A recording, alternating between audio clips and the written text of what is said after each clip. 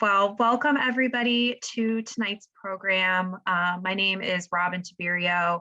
I'm co-chair of the schools committee for the UVA Club of Washington, D.C. I also have my other co-chair, Ellen Moschel, on the line, and Michael from the Office of Engagement. So for your UVA representatives for the evening. A little bit about the UVA Club of DC, if you're not familiar. We plan programming for the close to 50,000 UVA alumni, family, and friends that live in the greater DMV area. In addition to programming like this, we do things like a monthly book club, planned dinners, sport game watches, all kinds of stuff.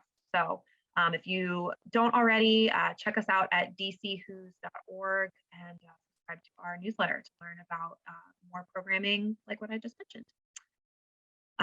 So we are all here tonight to talk about keeping your child organized, less policing, more parenting.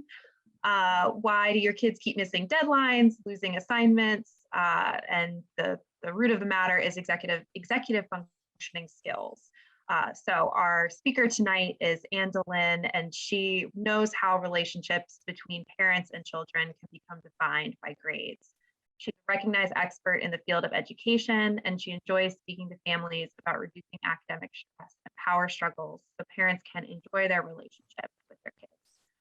What started as an hour of tutoring at Ann's kitchen table has grown to the nationally recognized Educational Connections, tutoring company employing more than 125 subject tutors, plus prep tutors, and executive function coaches. Through virtual one-on-one learning sessions, Ann and her team help students overcome academic obstacles, prep for college, and improve their confidence in grades. She has more than 25 years of teaching, tutoring, and consulting experience, and she has written 3 books for parents, including her most recent, which is Getting Past Procrastination: How to Get Your Kids Organized, Focused, and Motivated Without Being the Bad Guy. So with that, I will turn it over to Ann, and she's going to take it away. Thanks for being here, Ann. Thank you, Robin. Thank you so much for having me again this evening. All right, so let me share my screen and we will get started. Tonight, as Robin mentioned, we're talking about improving kids' executive function skills without all the arguments. So hopefully less policing and more parental enjoyment. So let's get started. And I first want to mention what I hear from teachers, because I teach teachers about executive function skills too, as well as parents and kids. And here's what I'm hearing across the board, especially in Northern Virginia, when it comes to what teachers are seeing in their classroom. Many of them say, I really can't get kids to focus now that they're back in class and they're not virtual learning anymore. Some say kids seem like they're unaware of what's going on in class. It's really hard, not just to get them focused, but to just engage in discussions. Others say it seems like half of them don't turn in their basic homework, and many of them seem more disorganized than ever.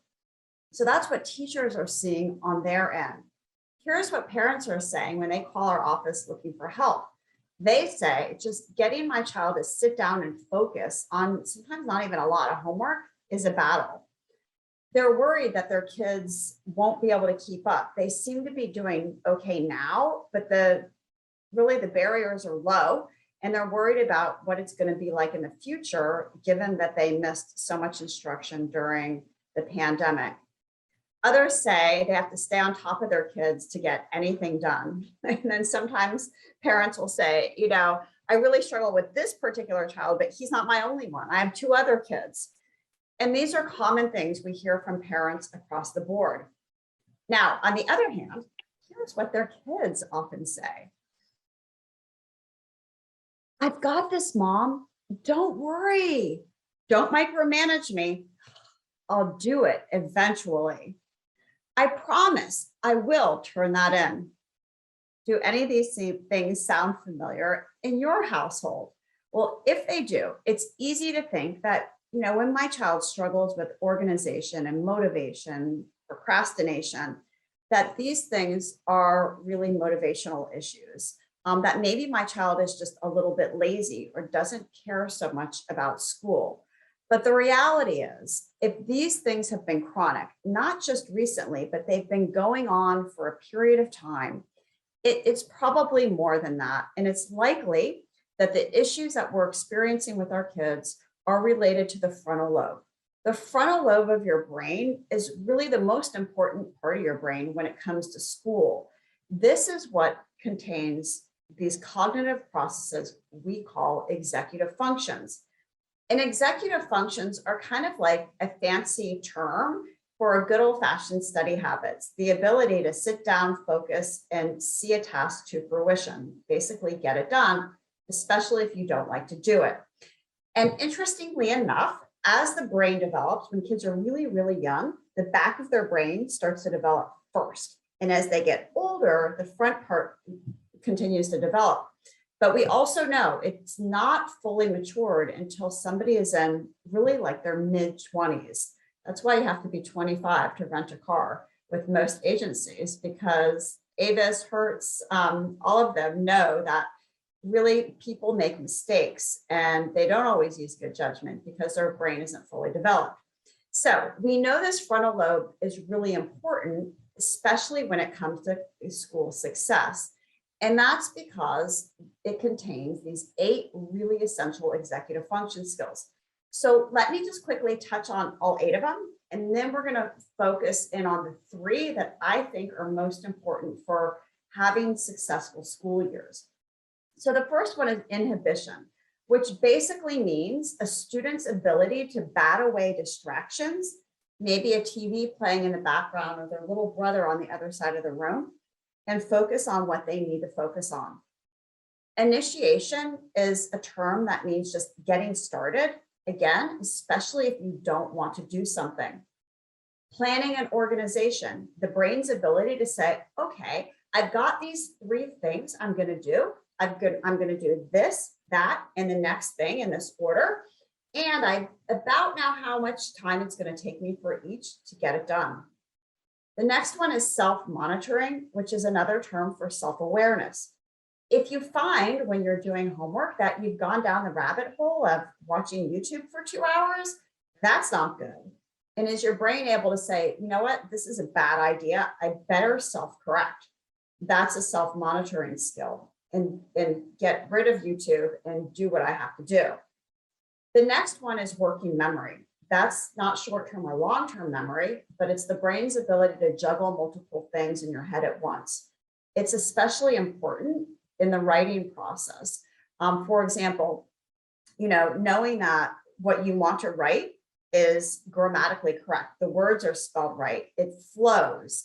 It makes sense. It's organized. When you're juggling all those things in your head at one time, that's working memory.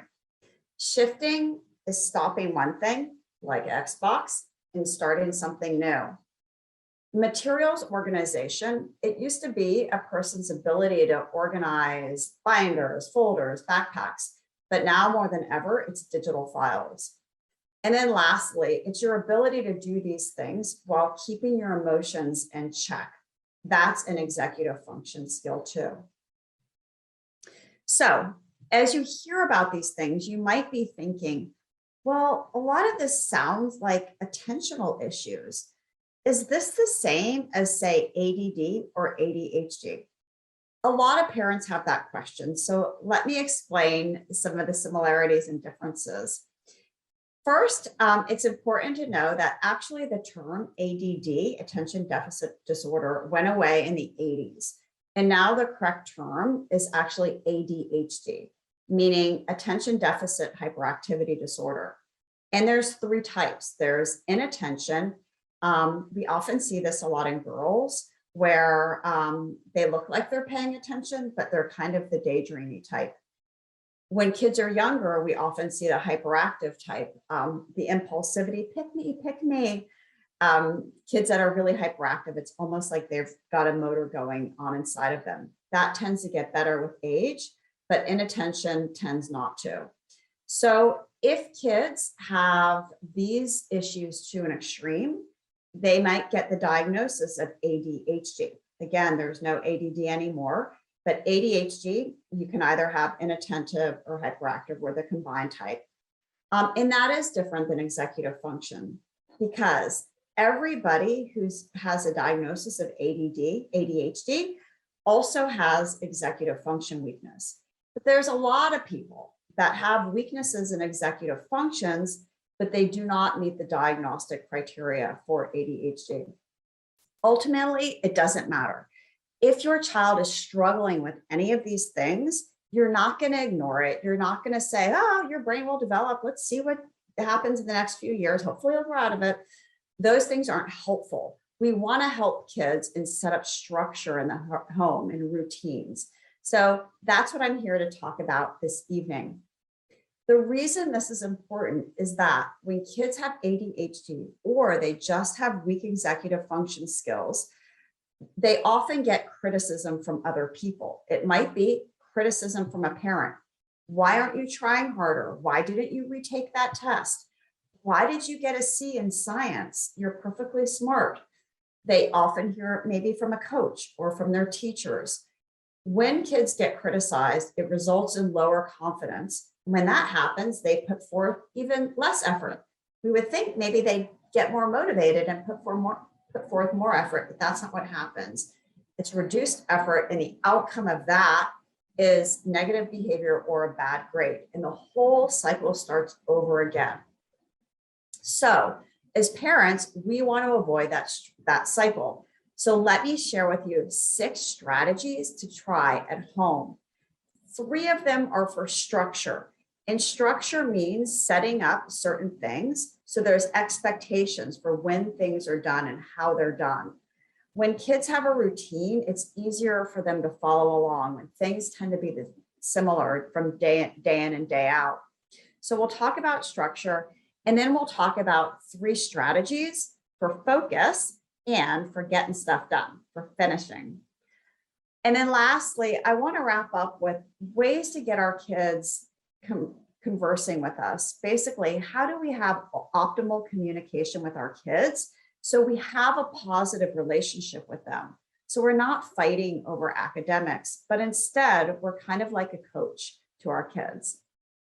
All right, so let's start out with the first one, and this is called Sunday session. I personally have felt for many years as a teacher, and definitely working with kids as a tutor, that Sunday is probably the most important day of the week. It's not Thursday if there's a math test. It's not Monday. It's not Tuesday. It's Sunday, because if you're prepared for what your week is going to be like on Sunday, you show up on Monday and you're organized, you've got a plan, and you're more likely to be successful during the week. So what does that look like as a parent? First of all, what I would recommend is on Sunday, you take time after dinner, if you have a whole family dinner, and you can do this with all of your kids, and you talk about the week ahead. I'm going to show you how to do that in a second. So you're going to say to your kids, well, let's talk about the week ahead. It's that simple. And you're going to take a look at their schedule. So for younger kids, what I would recommend is having some type of weekly planner. This is an example of a magnetic planner you can put on your refrigerator. So for young students like elementary, and you can even do this with middle schoolers, I think the weekly planner is better than a monthly planner. What I've found with kids is if you just plan things that day, that's too short. A week is a little bit too long, especially for younger kids, but a month is too long, but a week is about right. So at this time on Sunday evening, you're going to say to your kids, okay, let's talk about the week ahead. What do you have coming up on Monday? So you're going to be talking about extracurriculars. Oh, you have ballet at 4, and Johnny, you have soccer at 5. Let's put those on the calendar, or you can even have your kids write it down. So this is in a public place. It's a place that's visible, so kids can see what they have going on. And you want to preview this together on Sunday evenings. Now, during this time, if your child also has a good old-fashioned assignment notebook where they write down what they have for homework, you might say to them, hey, take out your assignment notebook. Do you have anything else coming up this week? Do you have any tests or quizzes that you need to know about that you can prepare for ahead of time? older kids, it's going to look more like this, where they're not going to be using an assignment notebook, but instead they can log on to Schoology or whatever their platform is, Canvas, for example, and they can see their calendar with due dates populated for them. And this is a time when you say to the same thing with kids, let's talk about your week ahead. That's cue for open up your laptop, see what you have coming up this week. Sometimes kids do have a paper planner, but typically it's online. So you're basically asking the question. You don't have to micromanage them. Oh, what do you have in math? What do you have in science? What do you have in English? But instead it's just a larger discussion. Other things that you can use to help kids think ahead aren't just for the week, but for the day. And another way you can help kids plan is by using a launching pad. So a launching pad is for organization of materials. And the way that it works is on a nightly basis, starting with Sunday night. So you do this on Sunday, Monday, Tuesday, Wednesday, and Thursday evening. You say to your kids, all right, let's get everything ready for the next day. So in your launching pad is everything that goes to school the next day. It might be a binder, obviously your backpack, your laptop, if you have any extra books, it could be all your sports equipment for the next day. And it goes into a bin. It could be an old dishpan. It really can be anything by the door from which you exit. So you have the idea the night before that you're getting ready for the next day. You're planning ahead. So in the morning, you're not rushing around looking for things. You're launching into a new day in an organized fashion. That's why it's called a launching pad. All right, here's the next strategy. Choose a start time for homework. And this means for kids with executive functions, if they have a routine, they're going to be better off. The reality is, though, there's no way, at least I never found this with my kids, that I could say homework always starts at 4 o'clock every day, because every day is different. However, you can have a general time frame that there's an expectation that you start homework. Often I hear, especially as kids get older, they're staying up too late to do their homework. And this is definitely true. And so parents are often focused on when you stop your homework, when you're ending your homework. But actually, a better strategy is to say, when are you starting your homework? Because often they're starting much too late. So for younger kids, well, first, let me tell you all the times you can do homework, and then we'll talk about it for elementary, middle, and high school. You could start homework right after school, after a 30-minute break, before dinner, after dinner, before bed, before school the next day, before practice, after practice, on the bus, going to school. A student reminded me when we were talking about this a few weeks ago, he said, oh, you could also do it in the study hall right before the class, which I guess is really a time. But for young kids, research shows that giving kids a break is a good idea. In a break, it could be that you're home after school, you work from home, they come home, they get a 30-minute break. The expectation is they start homework. Or you pick them up from aftercare, they still get a break, and then the expectation is to start homework. But for most kids, especially as they get older, starting before dinner is key, or even before they go to practice. Even if it's just, if they have a sports practice, all right, let's see what you have going on. Take time to look through what you have coming up and make a plan. And I often share with kids, look, I don't want you to start with math, Spanish, English, science, none of that.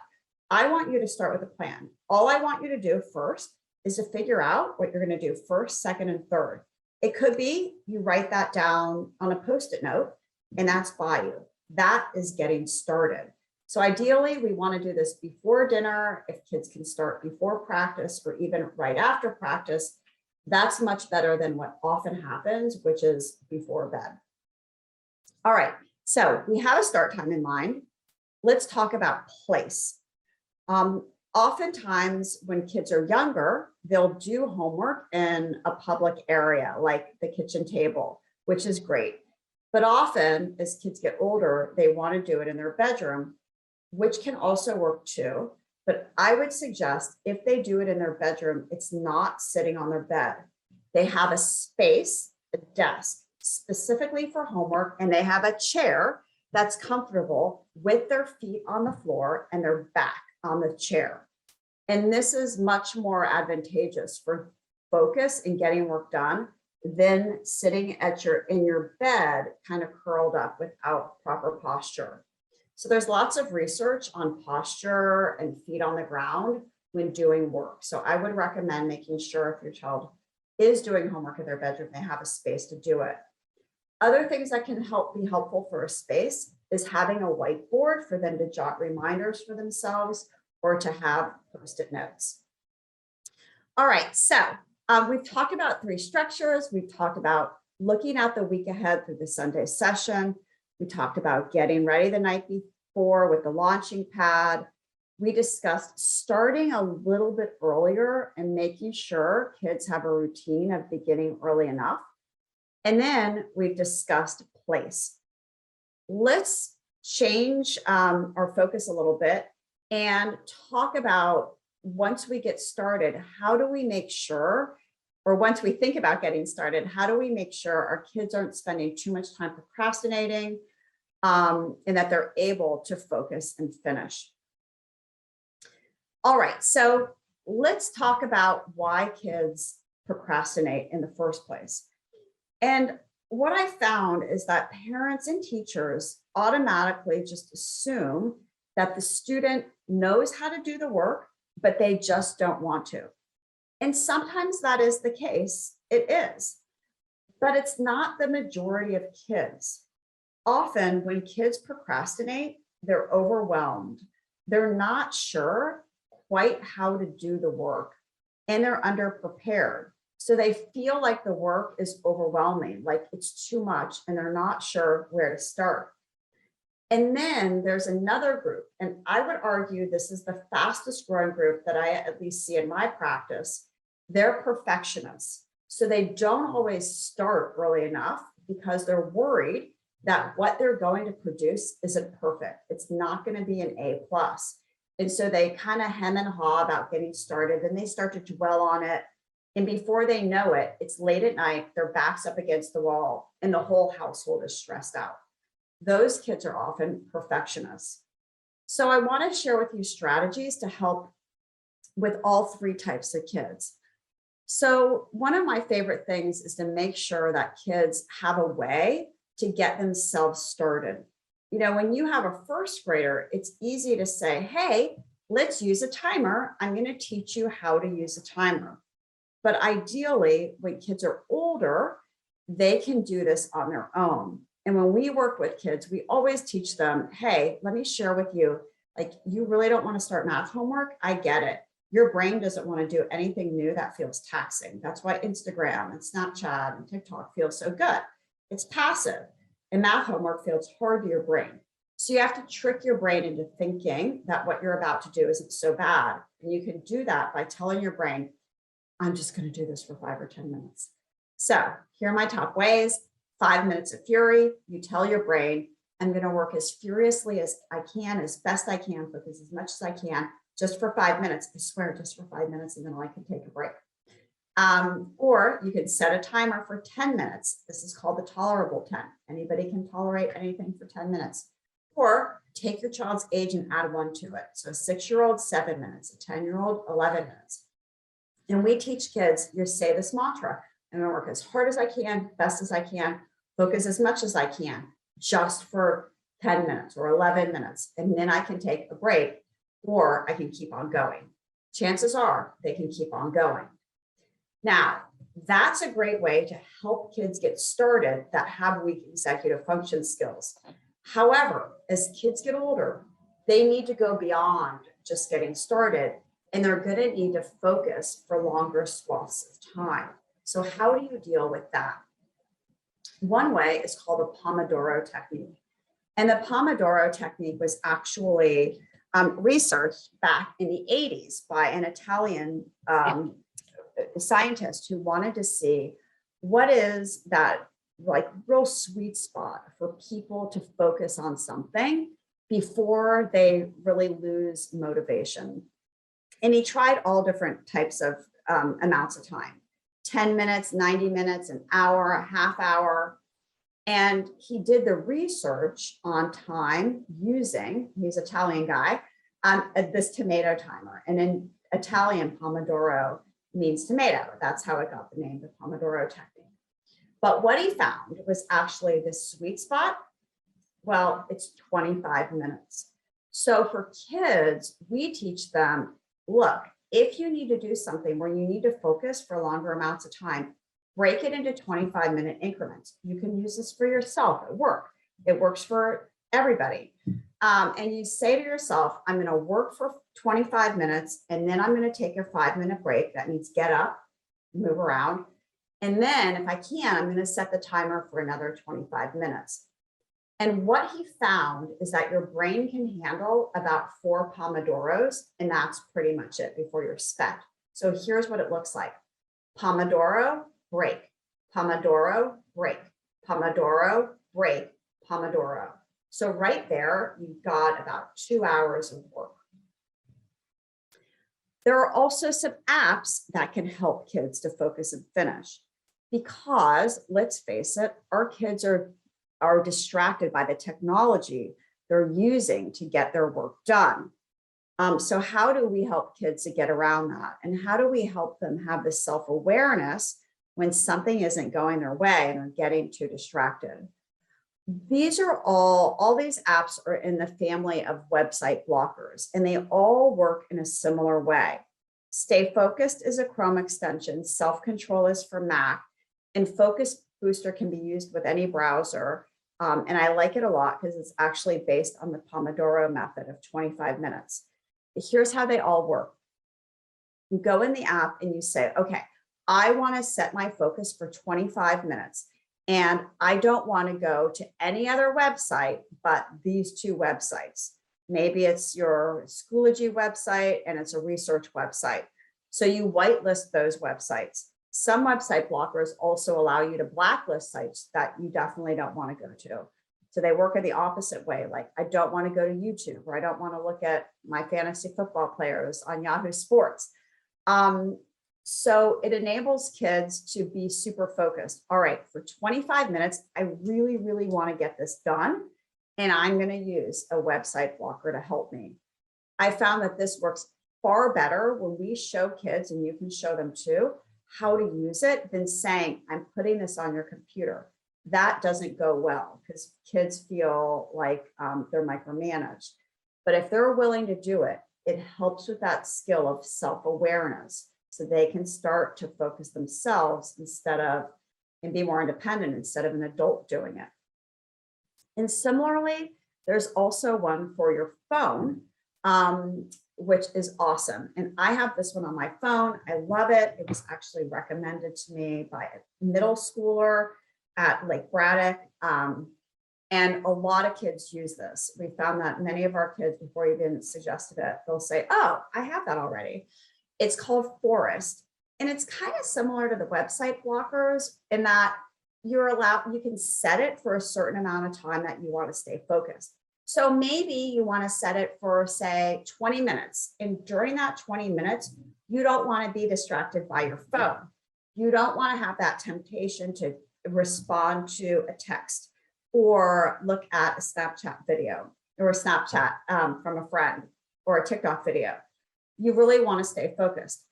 Ideally, you don't have your phone next to you and it's on the other side of the room. But the reality is, for older kids, they're going to have it there. So this is the second best thing. So they set their phone for, say, 20 minutes. And during that time, a tree will start to grow on the home screen of their phone. And the time will go by. They can see the time moving. Now, if at any time they go to Snapchat or Instagram, they get a warning, hey, get back to focus. And if they don't, their tree will wither and die. And nobody wants a dead tree. You want to stay focused the whole time so your tree grows and it gets planted in the forest. And you can see other kids' forests too, and it's competitive. Kids like it a lot, and then the app will say, oh, great job, you planted a tree. Do you want to go again? So going back to our perfectionists, those kids, here's the other reason kids will procrastinate. And when this happens, I recommend that you, a parent or somebody else, help them to basically reduce the amount of assignments they absolutely have to do using a must do, should do, could do list. So if your child's feeling super overwhelmed, maybe they're in 4 AP classes, they're also playing a sport and they have a part-time job, and it just seems like a lot for them, and they have a lot of work at night, I might ask them, okay, let's take a list. First, figure out what are all the things you have to do. And then let's determine, okay, what is it that you absolutely must do? And code this a must do. That is, it's due the next day, and it's really important that you have to get it done. It counts for a lot. Is there a should do? A should do is kind of like an assignment that, yeah, you should do it, but if you don't, it's okay because it's not due the next day. And then the last category is a could do. And oftentimes these can get 86 off your list of things. They might be things like, oh, I already studied for an hour for that science test. Do I really need to keep studying? Maybe not. Maybe that can come off your list of things to do because it's a could do. It's kind of like a nice to have. So next steps, I've given you a lot of strategies. You know, sometimes for parents, they want to bring in backup because they want help with all of these things. But other times parents feel like they're equipped to help their kids at home. So outside help can really assist your child with not just subject areas like math or science, but also executive functions. And when we work with kids, we'll do things like calendar with them, where we go into Schoology with them or their portal, help them see what's due, and then help them break down those big assignments into smaller increments and put those onto their calendar. That's it. That's executive function coaching. And it's certainly all the strategies that I've shared with you tonight. But other times you can find a tutor who can also weave in executive function. So executive function, I would recommend incorporating it into anything you do. So if you do decide to get outside help, make sure whoever you use is well-versed in executive functions and can help your students in this area. If you want to work with your child at home, what I would recommend doing is starting with a conversation and choosing one thing that you want to focus on. So you can start with a conversation by asking your student, hey, can we talk tonight after dinner? Can we talk about school tonight after dinner? How is 7:30? So you're basically treating your child like a grown-up. You're setting an appointment. And this is better than if you're frustrated with them. Oh, I just went onto your portal and I saw you have 3 overdue assignments. It's never a good thing to have a conversation with a child or a teenager when you're upset. It's typically going to go in the wrong direction, or you're already arguing about something. Don't have a conversation at that time. Have it when calmer heads prevail. Or you could say, hey, can we talk tonight right after soccer practice? Does that work for you? And the next thing I would say is what you've noticed. I like the words I've noticed. I've found that these words are like magic with kids because they don't put kids on the defensive. For example, if you see that your child is kind of falling behind, they have some overdue assignments, they haven't done some makeup tests, they didn't redo an assignment that could improve their grade, instead of saying, hey, you didn't turn these things in, or why didn't you make up those tests, or you have 3 overdue assignments, I would change it and say, I've noticed it's hard to stay on top of things. You're taking the you out of what you're stating. All you're doing is making an observation. Or if what you're seeing is more specific, say to math, and you see your child struggling in math, you could say, I've noticed equations are really hard. Tell me about that. And the reason you're saying, tell me about that, is because you're just looking to be a good listener for your child, to try to uncover how they're feeling and what's going on. So when your child says, oh my gosh, I hate this unit in math. It's so dumb. I don't even know I have to know it. And plus, Mrs. Smith, she's the hardest teacher in 7th grade. It's so unfair. It's easy to say as a parent, oh, that's not true. She's a great teacher. Your sister had her too. But instead, you want to say, oh, you know what? I get it. Equations are hard. Yeah, I hear you. So you're listening, you're nodding, and you're empathizing. You don't have to agree, but empathizing is important for kids. It makes them feel like they're heard. On an ongoing basis, you can use a similar strategy called powerful questions. So instead of asking the same question every day when your kids come home, do you have homework? A better way to frame it is, what's the one thing you need to get accomplished today? If you could just do one thing, what's the one thing that would make you feel great if you got it done? Now, ideally, your child would say, in a perfect world, well, gee, Mom, I've got to do math and I've got to finish that English essay. Oh, and I can't forget about that science lab. It's not going to happen. Your child will not be that overly verbal. However, it is firing up the executive functions in their brain to think about, I have these 3 things to do. What's the one thing I should focus on first? What's the one thing I need to bump out that's super important? That's a great question to ask. Here are some other ones, that you can ask. Instead of, did you study for your science test? You might ask, what's the first thing you might do to get ready for your science test? Instead of, listen, you better start that history project, you might say, what's something small you can do to get started on the history project? Again, it's powering up their executive function skills. Oh, let me break this down in my head. What's something small I can do? Oh, that feels doable. I think I can accomplish that. There are actually tons of powerful questions. And I'll tell you just a second, I've compiled everything together in a resource for you.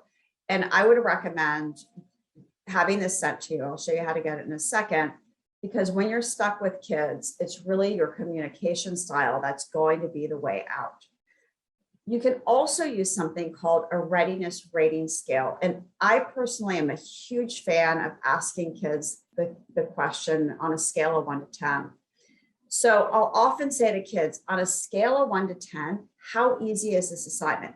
And I don't do this all the time with students, but when I have a student who's really struggling and they're feeling overwhelmed, they're feeling underprepared, they're chronically procrastinating, to me, that's a huge red flag. It's not laziness, it's not motivation, it's they're having a hard time breaking this down. So I might ask them, how easy is this assignment on a scale of 1 to 10? If they're like, oh my God, it's like a 9. It's so easy. I can totally bump this out. I'm not worried. If they say it's a 4, it feels daunting, that's a sign to me that I might need to intervene. As a parent, it's a sign to you if your child says, oh, it's a 1, it's a 2, it's a 3, that they're likely not going to do this on their own and they're going to need some support. You could also ask, how motivated are you to do this? So there's a difference. How easy is this assignment means, is this content hard for you or easy for you? But motivation is a different factor. So if kids say to me, oh, this feels hard and I'm not motivated to do it, that's an even bigger red flag. Then I'm going to intervene more because I know they're probably not going to do it on their own. But if a child says, oh, I'm like a 5 on each, fine. That means that they're challenged well enough and they're fairly motivated to do it. And if they say anything above that, you're good to go. So really, we're looking for about a 5 and a 5 if we ask them on a scale of 1 to 10 question. So when we see that kids are answering us like a 2, a 1, a 2, a 3, or a 4, it really means, especially those lower numbers, that their brain is in flight, fight, or freeze. So flight is, oh my gosh, this is so overwhelming. I don't even know how to start this algebra. I'm just going to avoid it and I'm going to go watch YouTube videos because that feels a lot better to me. Or they might fight with you about it. I found that especially with girls, they're more likely to go head to head with moms. Boys will often go in a room and shut the door. But if it's an argument, it's usually about why it's stupid, why they don't need to know it. There's something that's triggering them. And sometimes it's a freeze response where the student will just sit there. We see this more in school than at home because they'll find something else to occupy their time. But in a freeze, they're kind of paralyzed. They're not sure what to do. So again, if your child says, I'm feeling like a 1, 2, or 3, you still want to listen, nod, and empathize. And you want to say, tell me about that. What's going on? And then if you feel like your child can do this and they just need to break it down a little bit more, a next question might be, okay, tell me what your first step will be. Again, as I mentioned, I put all this together for you in one packet. And if you text 55444 in the word communication, it will come straight to your inbox. All right, so I want to wrap up with a couple of other ideas around questions for kids. I really try to avoid why questions with students. I found that they don't work out well. They don't work out as a teacher, as a parent, as a coach. We often ask why questions like, why didn't you study for that test? It's actually hard for kids to come up with the answer, believe it or not, because the answer requires a lot of critical thinking. There's often many reasons. Why didn't you study for that test? Oh, shoot, I had soccer practice. I didn't get home till really late. But then I ended up in this group text with all my friends and there was all this drama. And then I kind of forgot about it because I was working on my English. So there's often many reasons why kids don't do things or don't perform to the expectation that we have. And they're not going to come out and tell us. They're going to avoid us when we ask why questions. So why questions typically result in disengagement, and sometimes they can result in conflict. So instead of looking back with why questions, look ahead. So we don't want to say things like, why didn't you turn that assignment in? Instead, change that and look to the future. Oh, do you have anything coming up in science? Instead of, it's only the beginning of the quarter. I really don't understand how you can already have missing assignments. We might say, I noticed there are some missing assignments. What's the first step to tackling them? That feels a little bit better to kids. So again, here's a whole host of ways to change why questions into what questions, or into statements that can get kids motivated and on the same page. And I put this all in the communication package for you. So at the end of the day, these things are easier said than done. You can expect glitches along the way. We're in uncharted territory with our kids just coming out of over a year of virtual learning. So expect glitches, but ultimately, we want to make sure our relationship with our kids is as good as it can be. And so I invite you to take a 30-day challenge with your students. And a 30-day challenge is really easy. It basically is focusing on one good thing a day your child does. So it could be they come home and they hang their coat up on the hook, which you've wanted them to do for quite some time. One day you see them doing it and you say, that's awesome. I love how you put your coat on that hook. That's terrific. You see that your child started homework earlier in the day. Oh, what a great idea to start homework before you went to practice. I noticed that you began a little bit earlier today. That's terrific. And it doesn't have to be academics. It can be, I love the way you put that dish into the sink. Thanks for doing that. Those are all positive things we can notice about our kids, because ultimately we want to preserve our relationships. Honestly, kids are not going to remember what they got in the third quarter in their social studies class, or what they got in honors biology, but they will remember the relationship they have with us as parents. So sometimes if it takes hiring somebody else to preserve that relationship, seeing a teacher in the study period or at lunch or after school for extra help, Those are all things that we can make sure preserve the relationship we have with our child. So it's not teacher and child, but instead it's coach and child and parent and child. So I'm going to go to Q&A right now. So if you have a question, feel free to throw it in the chat and I will read those in just a second. And I'm here to help. If you have a question with your child, about your child, feel free to, you can scan this to your phone and we can set up a 20-minute consult and I can help you sort through what's going on with your child.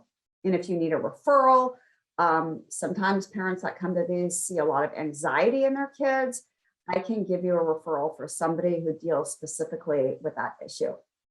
All right, so I am going to stop sharing my screen and I'm going to go to the chat and let's see. Okay, so how long should a break for the Pomodoro technique be? The research shows the break should be 5 minutes. So that would be Pomodoro for 25, a break for 5 minutes, and then start again. Sometimes kids will use a timer to set it for the 25 minutes, and I would recommend using a timer for the break too, just to keep yourself honest so it's not going on too long.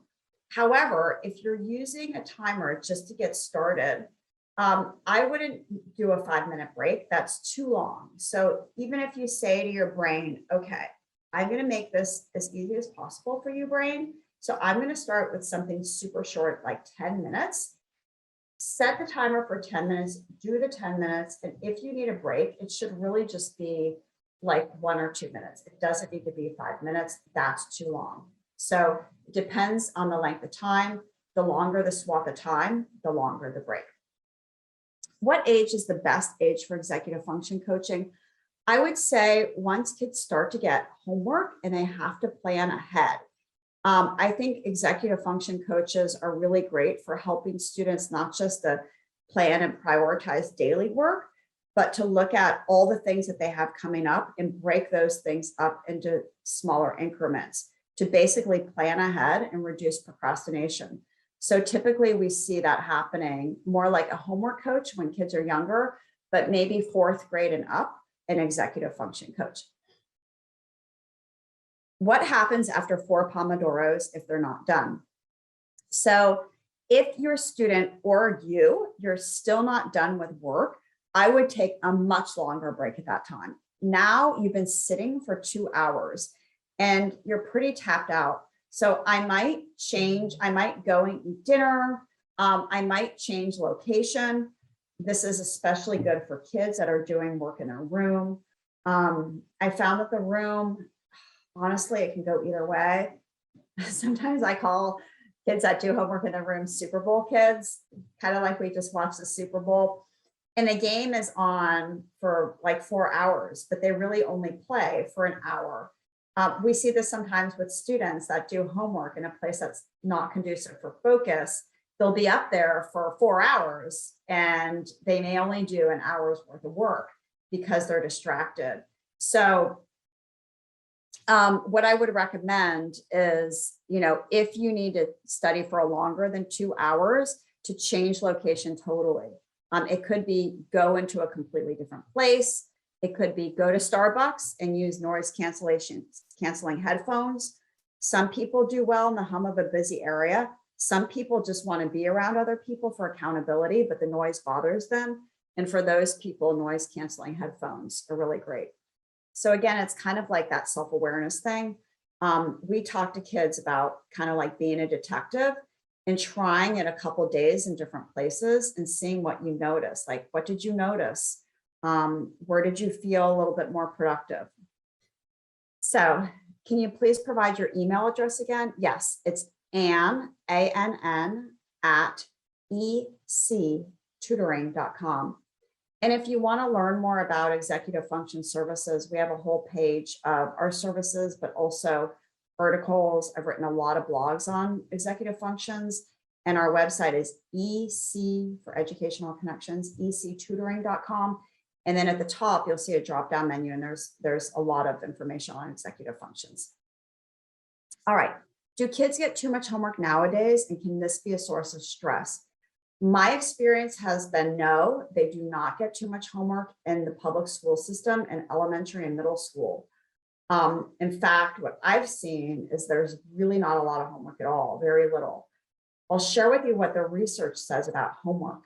Homework in the younger grades doesn't really make that big of a difference in standardized test scores.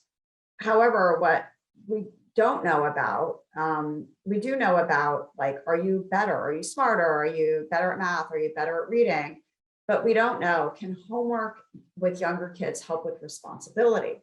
So even if your child just gets a worksheet and they have a homework folder, the process of doing the worksheet independently, making sure your name is on it, putting it in the right pocket in your homework folder, turning it in the next day, all those things create responsibility.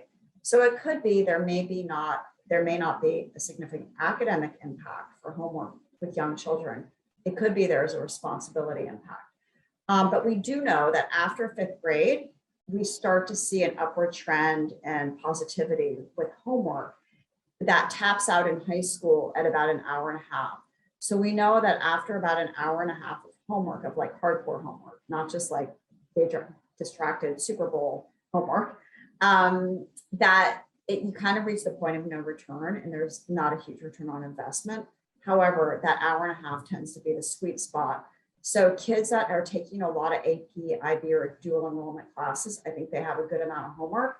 But other kids, I just haven't seen it in the public school system. If they're not in challenging classes, that I have not seen, that they're generally overwhelmed. That is different in private schools, though. Is the consultation with the parent and the child, or just with the parent? It's just with the parent. So I have educational consultants in my office that just talk to parents. However, if it's something that you're interested in and you think your child may not buy into it, I would recommend your child is on the call the second time around so they can hear more about it and they can decide. You can have a family discussion about whether this would be beneficial. Sometimes kids are like, no, this is stupid, I'm not doing this. But then when they hear about how it works, they're often much more open-minded. We actually work a lot with college students now, because we've seen that as our kids have gone off to college, they can do okay with the material. It's the management of time that proves to be a little bit more challenging for them. Okay, Robin, those are all the questions that I see. And I know that we're about out of time. Anything that you want to add as we wrap up?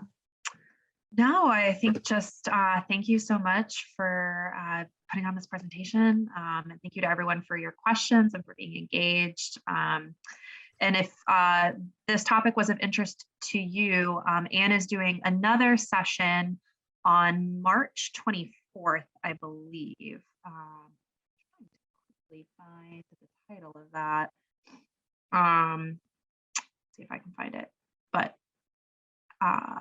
you know, how about this?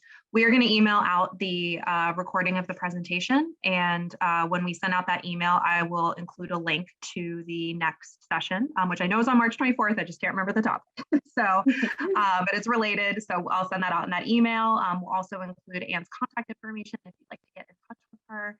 And of course, if you ever have any questions, please feel free to reach out to the UVA board through dchoo's.org. Oh, there you go. Thank you, Michael. He just dropped the link to the next event with Ann in the chat, helping your child overcome procrastination. So share with your friends, share with family. Anyone is welcome to register. And thank you again, Ann. Thanks, Robin. All right. Have a great evening, everybody. Take care. Bye-bye.